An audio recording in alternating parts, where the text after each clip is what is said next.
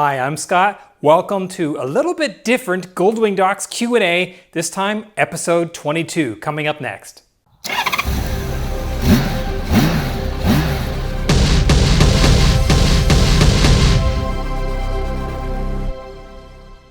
So it's been a couple weeks since I did one of these QA videos. The questions are definitely stacking up. I've got quite a few questions, and these seem to come from YouTube more than from the website. I've got some questions that are kind of, well, silly.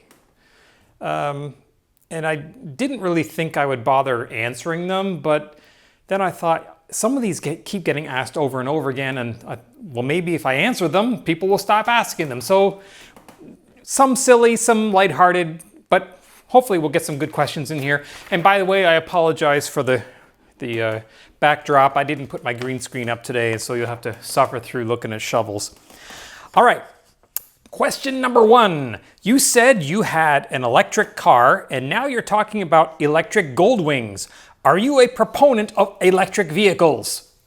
Now this is a representative of quite a few similar questions that I got, mostly from people who are against electric vehicles, and they want their gas-powered vehicles, damn it, and they don't want these electric EVs coming in the world. And okay, just calm down a little bit.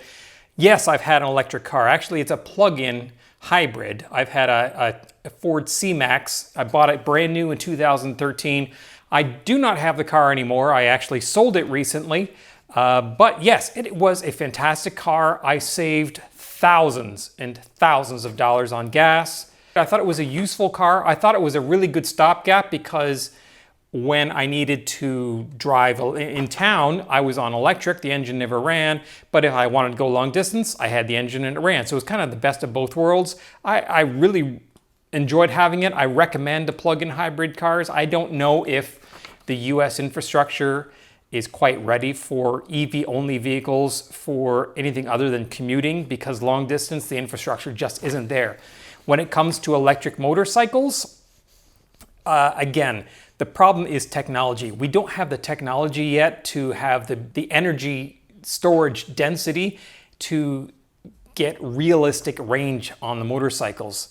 For small motorcycles commuting, I mean, we're already seeing that. You see these little electric scooters in the cities and the urban centers, they're everywhere. So that's already happened. It's already there today. It has been for years. For things like the Goldwing, where people are going long distances, I mean, they go for a couple hundred miles, and I mean, at least I know I do. I'll go a couple hundred miles, pull over, fuel up for 5 minutes, hit the bathroom, back on the road. You aren't going to do that with an electric motorcycle. Yes, the Goldwing probably has the physical space to store enough batteries that you could get that kind of range, but you're going to be waiting half hour, 45 minutes for a charge, assuming you can find a place that charges it in the first place. So yes, I do think the future is going to be electric vehicles, either by necessity or by regulation, probably the latter. I've enjoyed my electric vehicle. I did sell it. I don't have an electric vehicle anymore. It's probably the future. Do I think it's the future for motorcycles? Unfortunately, yes, but we'll have to wait and see what the technology says. I do still have the level 2 charger here in my garage. I do have an electric lawnmower. I don't know if that counts or not. It works. My gas lawnmower failed again, and I decided, you know what? Electric lawnmowers are now at pretty much price parity with a decent gas mower, and I don't have to futz around with engines that seize like my last one, and it works. It cuts my lawn. So, all right, what's up with your hair? How do you fit that in a helmet? Well, as some of you may know from being around for a number of years, my hair didn't always look like this. I had short hair like this. In fact, I had short hair like that for most of my life, and this is probably close to as long as it's ever been. It doesn't normally look like this. The problem is that I also, in addition to the motorcycle, drive this. So you can imagine wind and long hair don't really mix. As for a helmet, yes, it's a problem because my helmet is tight. It's an RA helmet, and I like them fit tight like they're supposed to. The helmet should not be able to shift around on your head. It should be solid to your head. You should not be able to shift it. So because of that, my helmet is tight against me. And when my hair gets long, that means I get more hot spots. And it definitely, after 45 minutes to an hour, I start getting some painful hot spots. How do I do it? I just stuff it in there, pull it on, and when I pull it off, my hair explodes. And if you want to see an example of that, have a look at the video where I demonstrated breaking, because you'll see what my hair looks like after you pull the helmet off. All right, so I've had like 3 or 4 hair questions. I don't know why people are so obsessed with my hair. I guess it's a bit crazy at the moment. Okay, question number 3. What Darkside tire fits my fill in the blank? And I get this question all the time. People are looking to Darkside or put an auto tire on their Goldwings, and they want to know, what should I go out, what will fit, what size, blah, blah, blah, blah, blah. Well, obviously I can't answer that for all the different motorcycles out there, and any answer I give you is going to be out of date a year from now, because tire makes and models come and go.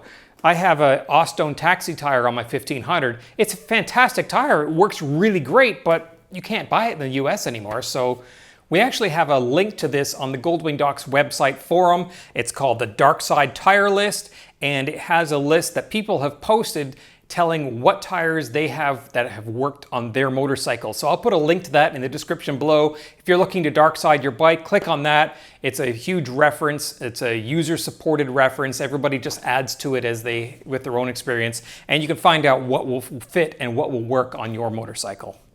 How do I work the heater flaps on my GL 1500? Seriously, I have got this question like 3 or 4 times, and I don't know how people don't know this, but here's how. This knob right here. Turn the knob. One way opens, other way closes, and the flaps open and close. There you go. Really tough. Next question. What oil do you recommend for my bike? No, I am not answering this question. Every time this question gets asked in the forum, it turns into what they call oil wars, because everybody has their own favorite oil and they want everyone to know that that's the best oil to use. And then somebody else will say, that will ruin your bike. Don't use that, use this. Not go in there. Go on the Goldwing Docs website. There's plenty of oil topics on there. If not, if you can't find one easily, ask the question there. You will get lots of opinions, but you're not going to get one from me, because I get flack for any time I recommend an oil. Hey Scott, do you know Cleetus McFarland? You should team up with him. He's on YouTube too. Okay, do I know who he is? Well, yes, I know who Cleetus McFarland is. He's a very smart and internet savvy guy. He's a marketing genius, really super nice guy. No, I've never met him. Would I like to have his YouTube channel? You bet. Would I love to partner with him? Oh my God, yes. But no, I don't know Cleetus. The chances of there being a partnership between Goldwing Docs and Cleetus is pretty much 0. Do you have any pets? Honestly, I've had 2 or 3 people ask this. I don't know what it is about pets. Yes. I had a Scottish deerhound named Nero for a number of years. He actually came from, well, it wasn't Scotland, it was north of England, almost Scotland, Yorkshire, practically Scotland. I had a retired racer rescue greyhound named Melly, who I lost quite a few years ago. And let me find the other one. And now I have Chibi. This is Chibi. She's also a rescue. She came to us in the middle of the pandemic, and she's just a sweetheart. She's almost 2. So say hello, Chibi. All right, next question. Hi, Scott. How do you have time to do all this stuff? Do you have any hobbies other than motorcycles? Well, that's a 2-part question. First part question is, I have no time in my life. Time is a precious resource, and I really have no free time. And yes, I have other hobbies. The main one is music. I have a studio full of synthesizers in my home. I've been playing and working with synthesizers for over 30 years. I have a separate YouTube channel just for synthesizers. It's called Scott Synth Stuff. I'll put a link to that in the description below. I put music that I've recorded and written on there. I put videos on restoring old synthesizers, that kind of stuff. So yes, that's my main other hobby. I'm also a licensed commercial pilot, as many of you may know. I've got too many hobbies, but basically motorcycles and music are the two main ones. All right, last question. Is the GL 1800 port or direct injection? All right, so you didn't mention if you were talking about the old GL 1800 or the new generation of GL 1800, but it doesn't matter because the answer for both is port injection. So what is port injection and why is that important, or what is the difference?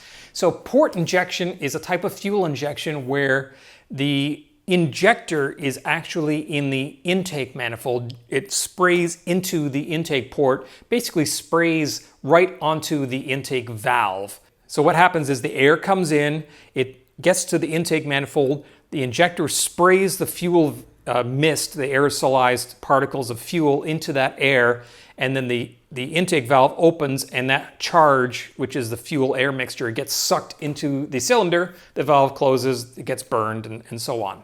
That's port injection. Direct injection is kind of like a diesel. So the injector is actually right inside the cylinder itself.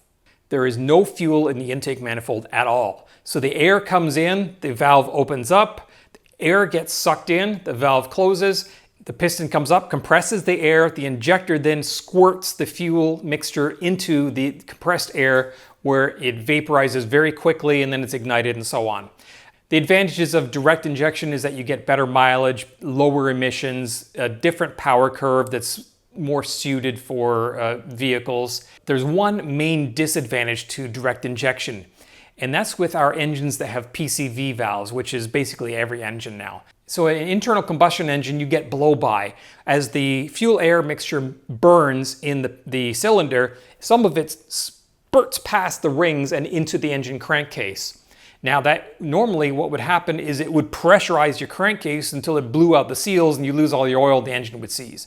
So you have crankcase vents. In the old days, it was just a hole with a hose on it that went to the outside air. So any gases that went into the engine crankcase just got blown out through that hose. The problem is those vapors and that oily, misty vapor is filthy and really polluting. So when emissions came along, they said no longer are we going to be just venting crankcases into the air. So instead, they ran a hose from the crankcase up back into the intake of the engine. But you can't just have a hose that connects those two because you'll get backfeed. So you need a check valve, like a one-way valve that makes sure that the gases can escape from the crankcase but not get back into the crankcase. And that's what a PCV valve is, positive crankcase ventilation. So all that mist and gunk and oil mist and all the sludge and crap that's in the vapors coming from the engine gets sent back into the intake of the car where it gets burned and hopefully goes away and doesn't pollute the environment. However, that misty, oily gunk also coats all the intake, and particularly the intake valves of your engine, because that's where it's actually going. It's getting sucked in and it coats that. In a port injection engine, gasoline also washes over that valve, and gasoline is an excellent solvent, so that solvent helps keep your intake valves clean. On a direct injection engine, you don't have that cleaning effect of the gasoline anymore, so you get this sludge buildup on your intake valves. It's a real problem with modern engines today because most cars today are direct injection because they need that emissions. So what can you do? Well, there's a couple things you can do. You can get the CRC GDI IVD intake valve cleaner. I have actually used this on my wife's van. I'll put a link to it in the description below. It works really well. You basically spray the whole can into the intake while the engine is hot and running, and then immediately turn the engine off. And this is a powerful solvent that dissolves all that gunge off your intake valves. And then after, I forget how long it is, 45 minutes, an hour, you start up the engine again, and all that dissolved gunk and sludge gets sucked through the engine. And the engine runs really rough for a couple of minutes, and you'll see lots of smoke coming out the exhaust as it burns it away. But the end result is you end up with a very clean intake valve, and you restore some of the mileage that you lost from having that deposits on there. Another option is what I have on my car. This is an aftermarket box that I installed. So what happens is the PCV hose comes up. It used to come up here and then feed right into the intake here. And that's where all that oil and gunge would go. Instead, now it feeds up into this box, and then the box has filters in there, and it filters all the oil and gunge out and then just sends air up into here. And then every once in a while you come down here and you got to open up this little drain right there and drain all the oil and gunge that gets collected in this air oil separator. And of course, none of this applies to your Goldwings. I just gave you this information as background, but if you have a modern car with direct injection, this is probably something you need to know about. It's not publicized a whole lot. So definitely get that CRC cleaner and plan on using it once in a while in your car. And that's it. That's all the questions for this episode 22 of Goldwing Docs Q&A. I hope you like what you saw. If you did, please click like, subscribe, click that little bell. It really helps us out when you do that, and you get notified every time we post one of these videos. If you have any comments, questions, corrections, please leave a comment in the comments section below. And don't forget to check out the Goldwing Docs forum. 94,000 members, Goldwing owners just like you, just friendly people waiting to help you out with a problem or just say hi. Thanks for watching. But I will tell you, the oil that I put in my bike is you know what? No, I'm not even gonna say it. The chances of there being a partnership between Goldwing Docs and Cleetus is pretty much zero. What have I got on my arm? I got some oil and grease. Whatever.